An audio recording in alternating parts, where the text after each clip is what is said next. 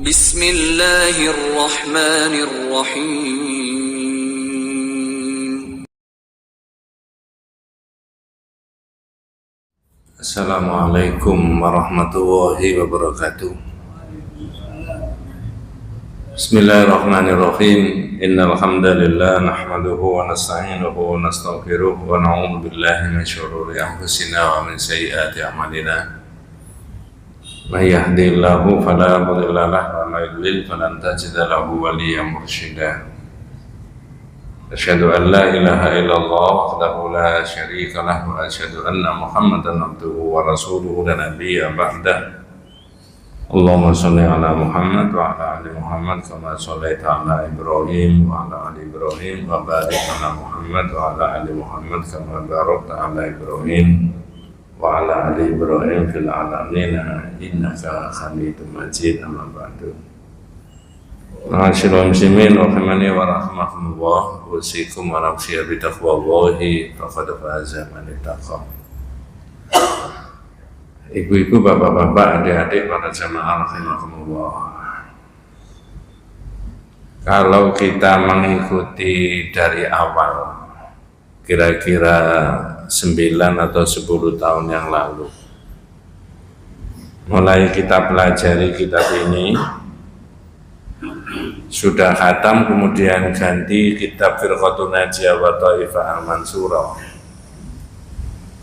Berarti kita ini sudah menabung ilmu kurang lebih 112 judul.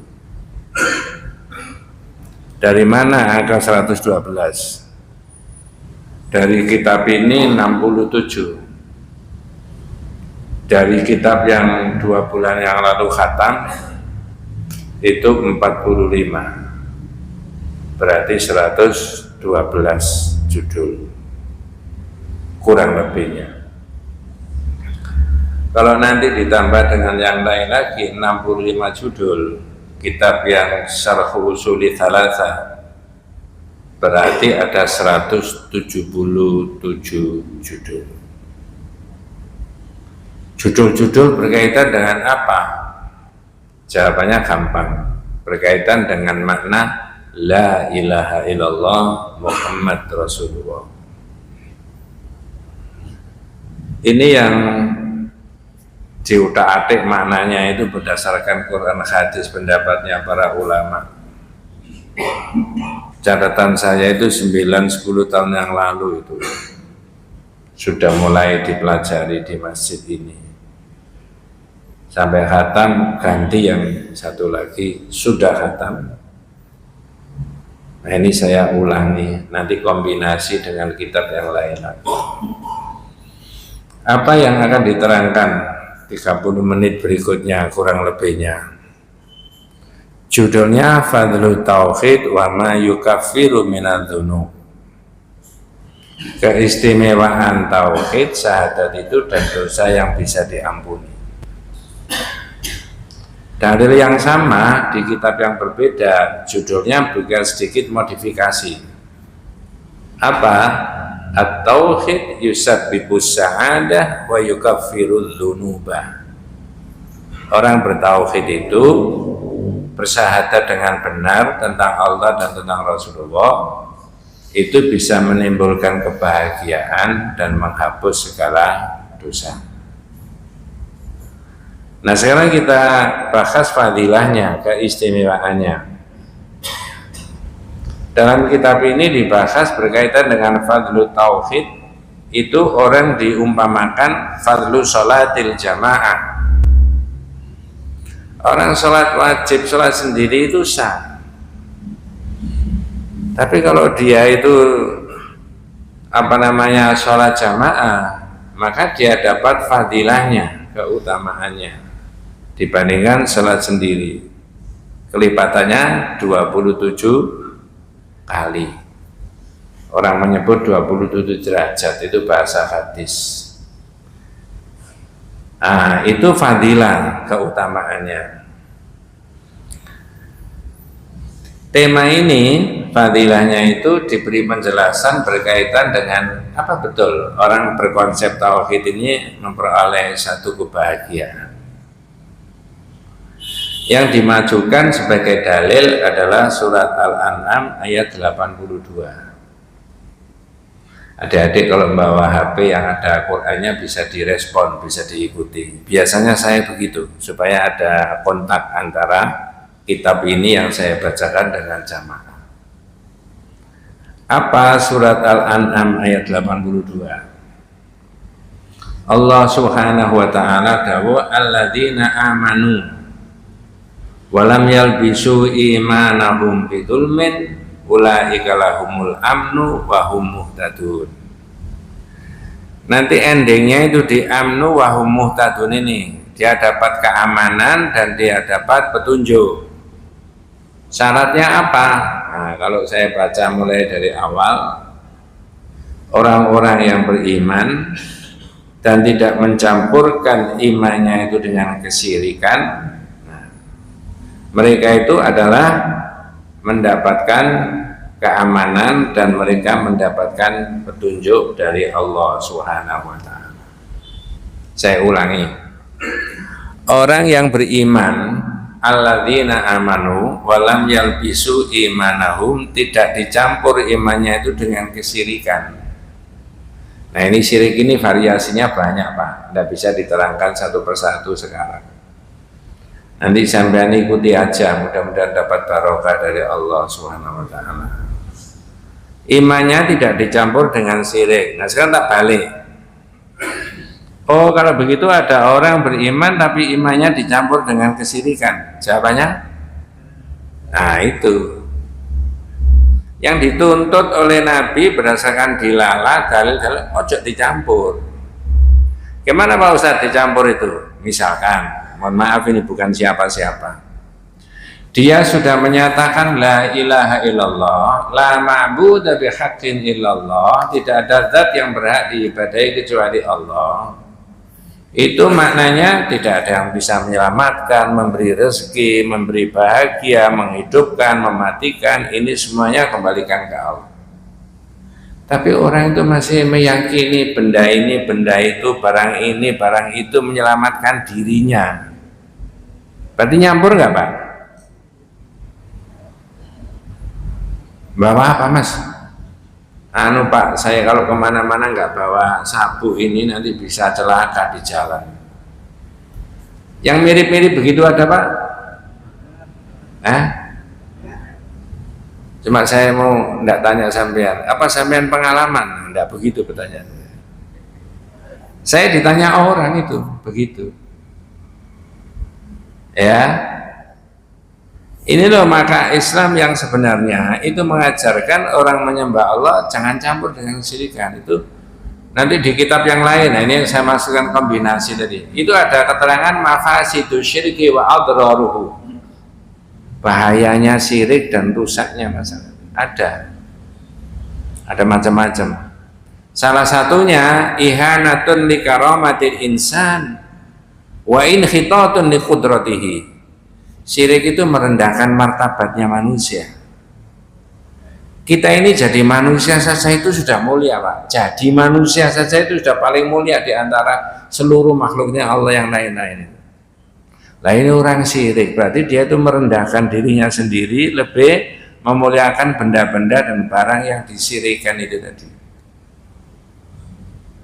Mohon maaf jangan tersinggung karena bukan jenengan, bukan kita. Ada orang yang cerdas sekali, sekolah S1, S2, S3 tepat pada waktu cum laude lulusnya. Bukan kemelut, tapi cum laude. Dapat penghargaan. Cerdas. Tiba-tiba sudah punya kewenangan karena jabatan tertentu, diomongi begini, Pak, tolong yang kalah sampean gaya menang, yang menang sampean gaya kalah. Atau tolong saya direwangi ngomong begini. Nanti sampean tak kasih 2 miliar. Ini bukan siapa-siapa, ini karangan saya sendiri. Tiba-tiba duit 2 miliar itu diambil.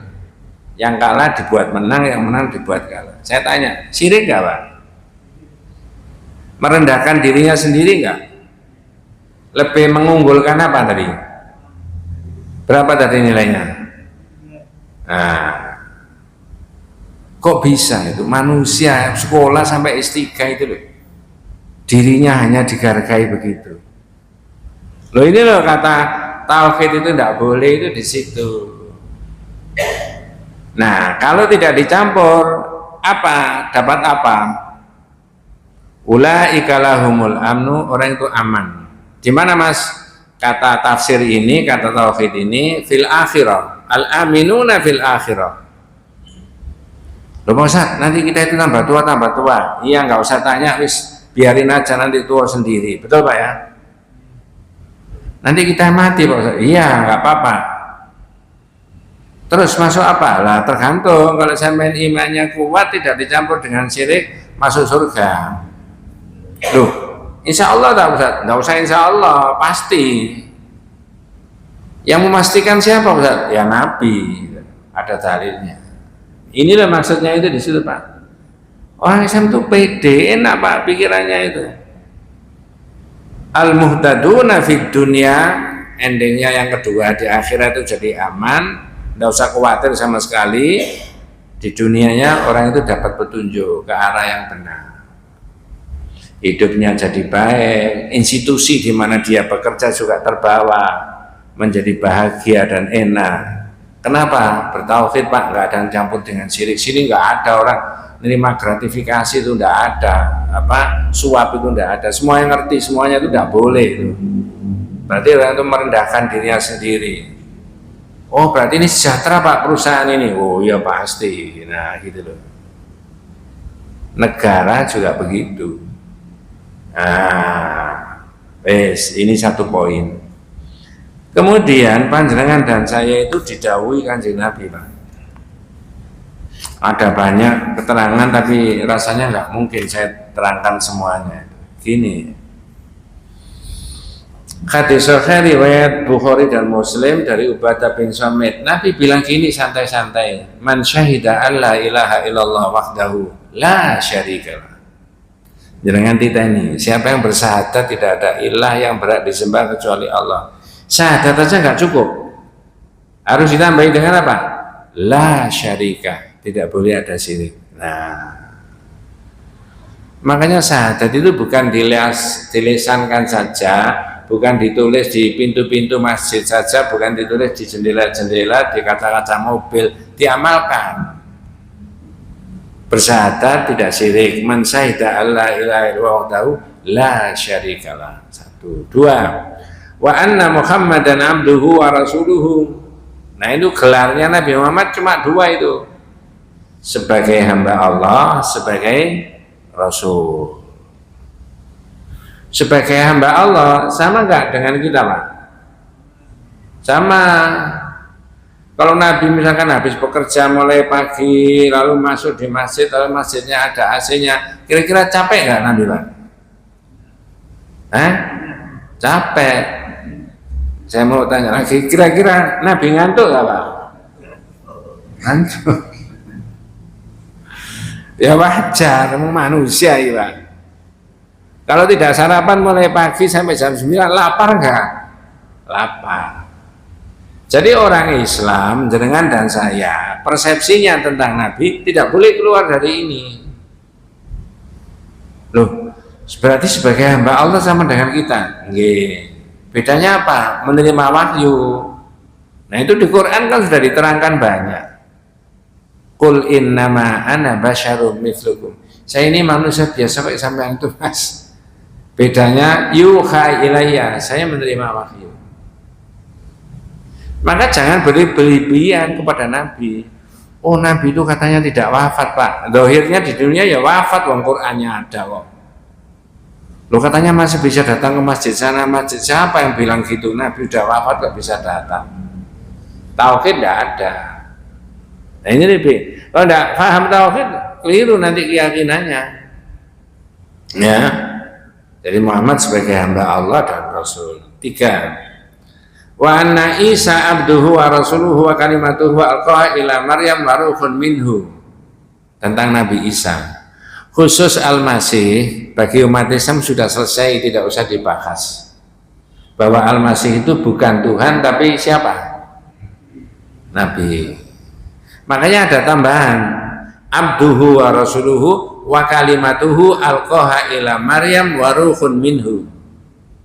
Satu-satunya nabi yang disebut Isa ibnu Maryam, Isa ibnu Maryam, Isa ibnu Maryam, itu Nabi Isa. Nabi yang lain enggak. Kenapa? Nabi Isa enggak ada bapaknya. Loh kok bisa terjadi? Jangankan enggak ada bapaknya, masuk enggak ada bapak, enggak ada ibu, mor-mor ada manusia, ada Pak? Siapa? Ada. Tidak ada ibu, ada jenis kelamin laki-laki, mor-mor ada enggak?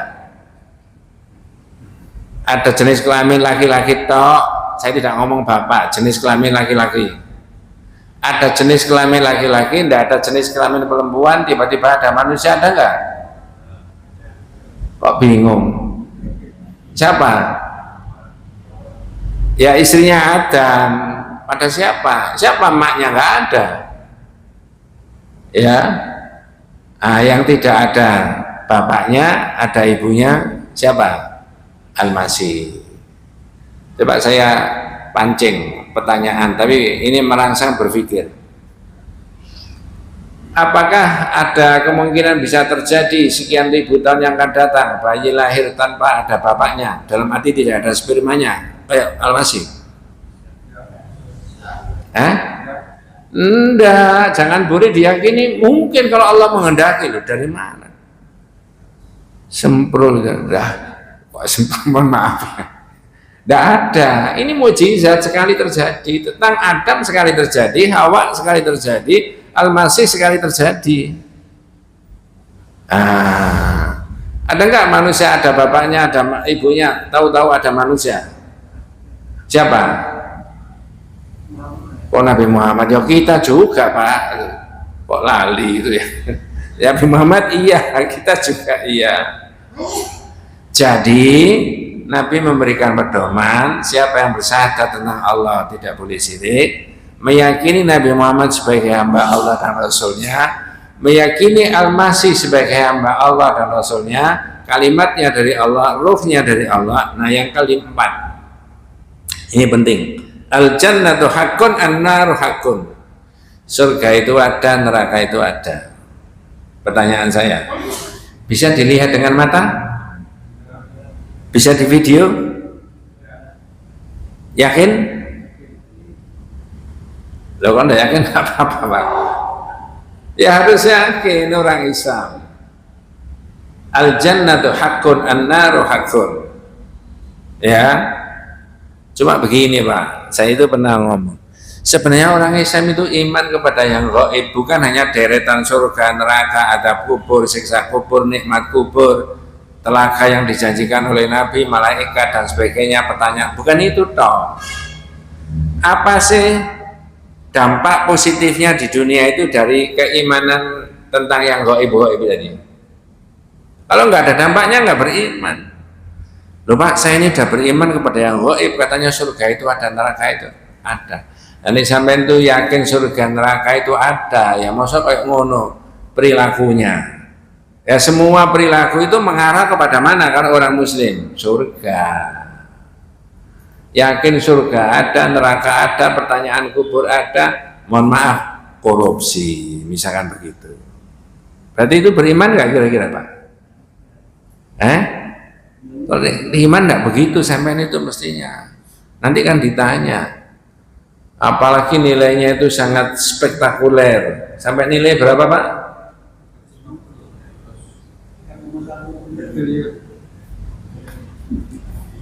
Zaman kok tahu ya itu. Ya itu ya.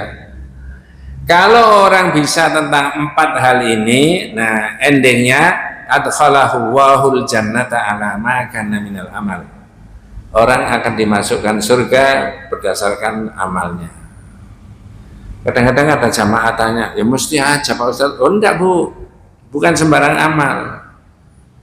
Satu, kelihatannya itu amal baik, ibadah. Tapi kalau menurut keterangan hadis ini, amal yang mana? Amal yang didasarkan pada keyakinan tentang Allah, diniatkan, itu pertama. Dua, amal yang mengikuti yang diajarkan oleh Nabi. Tidak sembarang amal. Coba tadi saya ngimami di sini salat duhur berapa rakaat tadi? 4. Misalkan nggak ada yang terlambat sama sekali. Imamnya takbir Allahu Akbar, semuanya ikut. Salam, salam semuanya. Tiba-tiba ada salah seorang yang berdiri lagi nambah 1 rakaat. Berarti yang berdiri lagi tadi salat zuhurnya berapa rakaat? 5. Oleh orang sak masjid ditegur. Bukan masjid sini. Mas, salat apa sampean? Zuhur. Loh, sampean tadi kan enggak ketinggalan toh? Enggak ketinggalan. Las imamnya salam 4 rakaat mesti sampean kan salam. Berarti sampean salat berapa rakaat tadi? 5. Loh, enggak boleh. Anak ini ngayal, Pak. Angel tuturannya. Tanya sama bapak yang negur tadi, Pak, ada larangannya tak? Salat zuhur tidak boleh 5 rakaat. Jangan kalau ditanya begitu jawabnya gimana? Ada larangannya tak, Pak?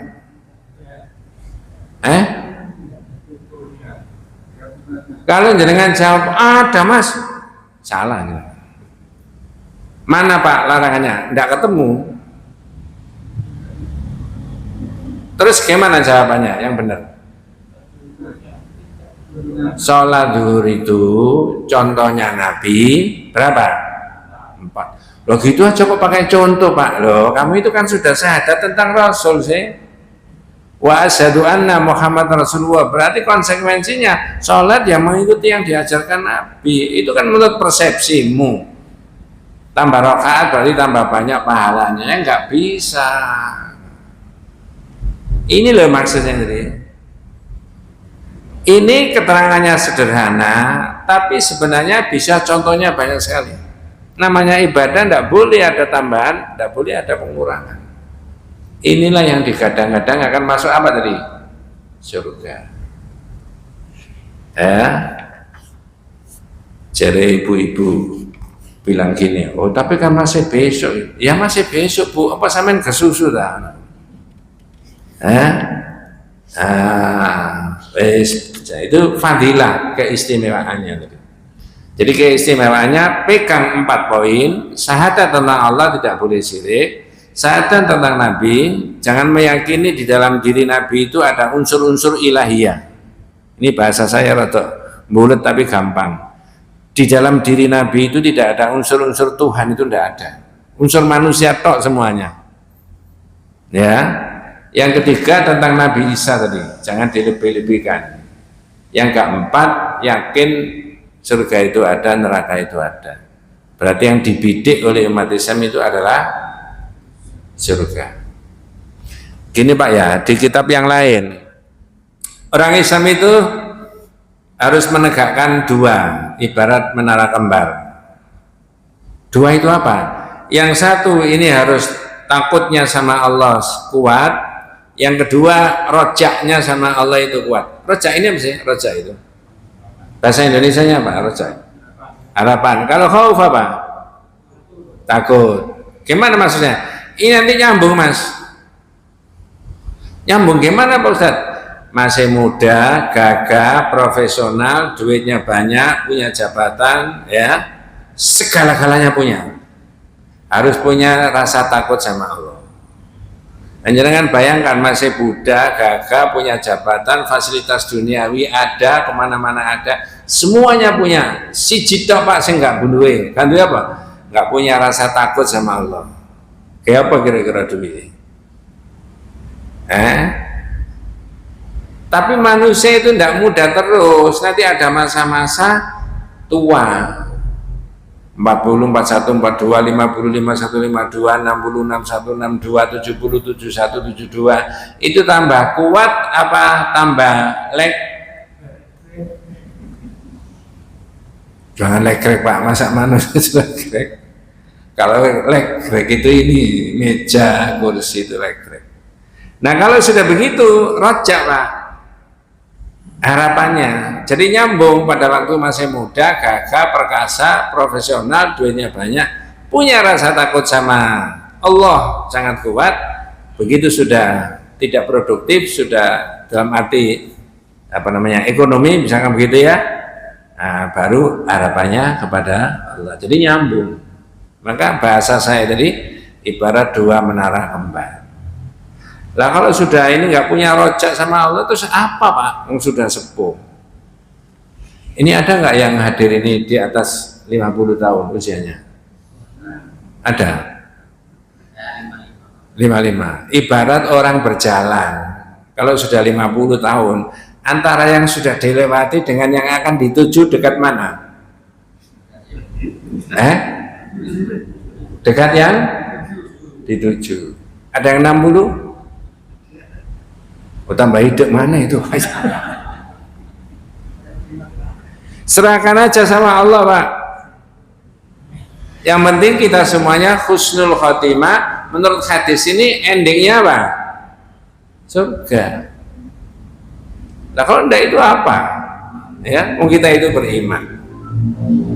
Nah yang terakhir ini dialog antara Nabi Musa sama Allah. Rasanya kalau jenengan dan saya itu bisa dialog kayak Nabi Musa. Kira-kira pertanyaannya podo. Ya, Nabi Musa itu pernah minta kepada Allah begini, ya Rabbi alimni syai'an adhkuruka wa ad'uka bih.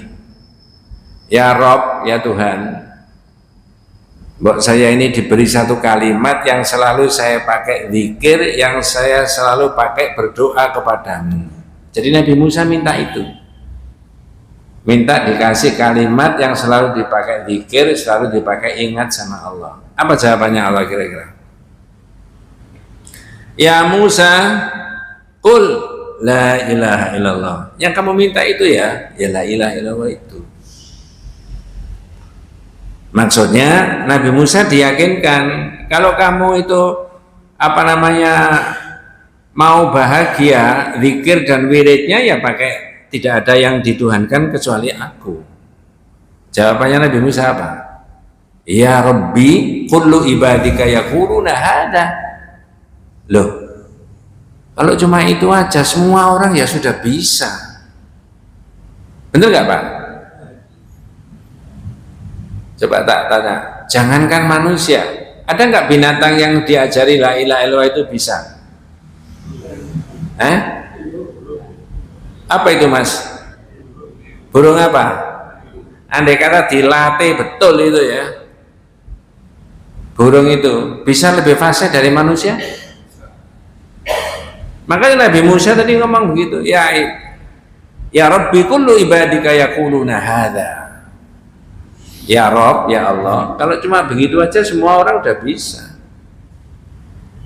Andai kata Nabi Musa itu orang Surabaya, jawabannya anu gak takon aku gitu. Dijawab sama Allah begini Pak. Nah ini dengan ikut mikir bersama saya. Ya Musa, lau anna samawati sab'a wa amirahuna ghairi wal aradina sab'a fi kifatin wa la ilaha illallah fi kifatin malat bihinna la ilaha illallah. Musa, kamu tak beritahu ya, andai kata langit seisinya, dunia seisinya dilipatkan 7 kali lipat lagi, ditaruh di daun timbangan, wa la ilaha illallah fi kifatin, dan la ilaha illallah itu dalam daun timbangan yang lain, malat bihinna la ilaha illallah, berat la ilaha illallah. Jadi kalau ditimbang dunia seisinya, itu nikmatnya bukan main Pak. Orang menguasai dunia, wong menguasai 30 km laut sudah luar biasa kayaknya kok, apalagi menguasai seluruh dunia. Ditimbang sama apa tadi? Berat mana? Berarti tangan saya ini yang naik yang mana? Gini apa gini? A apa B? Bingung? Yang kanan itu isinya dunia dan seisinya, langit seisinya dilipatkan 7 kali lipat lagi, yang kiri isinya la ilaha illallah ditimbang. Kata Allah, malat bihinna la ilaha, berat la ilaha illallah. Berarti yang kiri yang mana? Turun. Yang kanan naik. Apa maksudnya Pak? Sekarang ya, misalkan ada orang sebelum lahir itu sudah kaya, bapak yang sugih maksudnya, sembarang dia nggak ada, dia bertahan berapa tahun di dunia? Ada sampai 100 tahun Pak? Belum sampai 100 tahun wis gak oleh mangan ini, gak oleh mangan ini, betul Pak ya? Sing lorong ini, lorong ini, lorong ini. Habis itu mati. Tapi kalau dia sukses mati dengan keimanan, dalam iman kita, kenikmatannya ada batasannya? Kenikmatan di akhirat itu loh, ada batasannya? Oh, enggak ada. Jangan dibalik, mati-matian mengejar dunia, begitu mati dunia nggak dibawa. Ada begitu Pak? Itu Pak, mati-matian mengejar dunia Pak, tapi ternyata sekarang mati dunianya nggak dibawa. Jangan, kalau orang mendengar nasihatnya Nabi begini itu sudah banyak yang ngerti, coba enggak banyak orang mengamalkan, gitu loh masalahnya. Ada makna yang lain lagi. Kalau tadi kan maknanya kenikmatan dunia dibandingkan dengan sana nggak banding, berat la ilaha illallah tadi. Ada kenikmatan lagi. Sekarang saya tanya, ini silakan ikut berpikir, di kitab ini juga ditulis. Andai kata Mas, seluruh aset kekayaannya dunia itu dipakai untuk membangun infrastrukturnya dunia, itu kalau dunia, ada jaminan manusia seluruh dunia jadi baik? Di Sidoarjo begini kata ibu-ibu, Ustaz jangan dunia terlalu apa, ya wis APBN aja lah. APBN andai kata dianggarkan oleh pemerintah sesuai dengan yang diajukan, yang didok, ya bidang ini, bidang itu, bidang, tidak ada kebocoran sedikit pun, ada jaminan orang se-Indonesia itu jadi baik Pak? Ada. Dipakai membangun infrastruktur APBN sesuai yang direncanakan sampai BD dan sebagainya, ada jaminan orang Indonesia jadi baik? Ada. Ya wis nih ada. Atau begini, tak balik, kalau orang se-Indonesia itu dibangun dari sisi iman dan takwanya dulu, akidahnya dulu, ada jaminan ini baik tadi Pak? Itu loh, maka nyambung di kitab yang lain. Nabi itu membangun umat dan masyarakat, itu meletakkan dasar dahulu tentang tauhid Pak. Dalam kitab itu disebut marhalatul ula, periodisasi yang pertama, akidah dulu. Berarti kalau orang Indonesia akidahnya dikuatkan, yang muslim tauhidnya, itu tadi macam-macamnya tadi ya, tidak boleh ada jaminan baik Pak manusianya? Pasti. Entah berapa kali di masjid ini saya ngomong Undang-Undang Dasar tahun 1945 pasal 29 ayat 1 itu apa bunyinya? Negara berdasar atas ketuhanan yang Maha Esa. Tauhid itu. Tapi siapa yang ngomong tauhid? Jadi Nabi Musa tadi diyakinkan sama Allah bahwa kekayaan dunia jika dipakai untuk membangun infrastruktur kehidupan manusia di dunia, tidak ada jaminan manusia jadi baik. Boleh jadi kemaksiatannya tambah kencang. Tapi kalau dibangun dari sisi akidah, keimanannya kepada Allah, sehingga orang itu lurus sesuai dengan imannya tadi, maka ada jaminan yang lain-lain juga jadi baik. Karena manusia ini yang utama.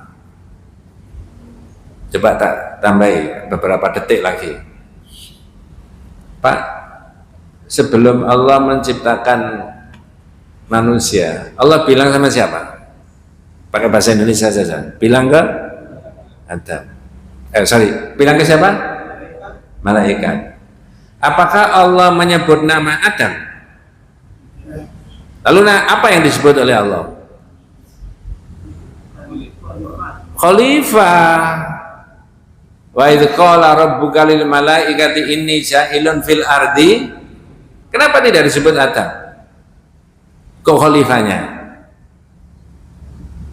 Karena fungsinya Adam ini kan cuma nama saja. Nama bisa macam-macam. Bisa Samsul, ya kan? Bisa siapa saja, bisa. Ini bisa saya Najib Ihsan. Ya. Tapi kalau fungsi kekhalifahnya ini nggak jalan, rusak manusia itu, Pak. Khalifah itu apa? Ditugasi oleh Allah untuk memakmurkan kehidupan di dunia. Makanya langsung malaikat protes. Loh, apakah Allah mau menciptakan nanti yang akan merusak dalam kehidupan dunia, pertumpahan darah? Satu. Yang kedua, loh, saya ini kurang baik apa kok Allah mau menciptakan manusia? Kata Allah, inni a'lamu ma la ta'lamu. Saya lebih tahu dari apa yang tidak kamu ketahui. Tugasnya manusia itu banyak. Makanya tak sebut khalifah. Kalau manusia itu bisa berfungsi sebagai khalifah, memakmurkan kehidupan di dunia, dunia itu jadi baik tergantung manusia. Itu loh maksudnya. Wallahu a'lam. Nanti kita lanjutkan judulnya man haqqaqa tauhid dakhalal jannata bi ghairi hisabin wala adabin. Siapa yang mengamalkan tauhid semurni-murninya pasti masuk surga tanpa dihisab dan tanpa disiksa. Itu marotibul a'la, tingkatan orang yang paling tinggi menurut para ulama tauhid. Dan itu keluar dari lisannya Rasulullah. Cuma jumlahnya sab'una alaf, 70.000. Nah sekarang saya tanya, kira-kira andai kata 70.000 itu deretan angka nomor 1 sampai nomor 70.000 sampai ke jamaah Masjid Al Hidayah nggak Pak kira-kira Pak?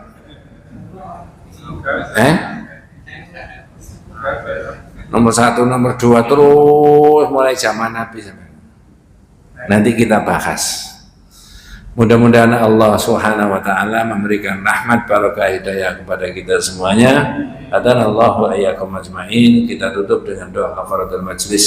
Subhanakallahumma wa bihamdika asyhadu an la ilaha illa anta astaghfiruka wa atubu ilaik. Assalamualaikum warahmatullahi wabarakatuh.